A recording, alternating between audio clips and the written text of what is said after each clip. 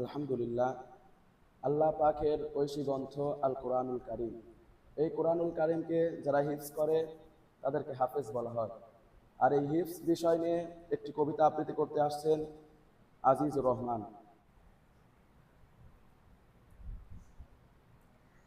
আসসালামু আলাইকুম ওয়া রাহমাতুল্লাহি ওয়া বারাকাতুহু।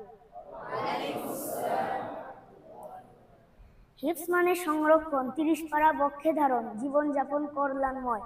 লক্ষ হাফেজ বক্ষে ধরে কোরআন মজিদ হিফজ করে, চলছে সারা বিশ্বময়। হাফেজ তুমি, ধন্য তুমি, আল কোরআনের বাহক তুমি। তার তিলের সঙ্গে পড়তে থাকো, উপরের দিকে উঠতে থাকো। পড়া তোমার শেষ যেখানে, অবস্থান তোমার সেখানে। জান্নাতের ওই গুল বাগিচায় স্বাধীন মনে ঘুরতে থাকো। কোরআন পড়ো, হিফজ করো, ওহির বাণী আঁকড়ে ধরো। আল কোরআনের আলো দিয়ে দেশটা আলোকিত করো। ধন্য তুমি, ধন্য আল কোরআনের জন্য। হাফেজ তুমি, সফল তুমি, প্রভুর কাছে গণ্য।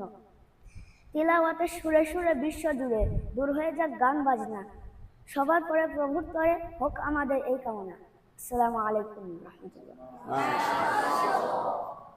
আমাদের উস্তাদবৃন্দ তার কবিতাতে খুশি হয়ে এবার তাকে পুরস্কৃত করছেন।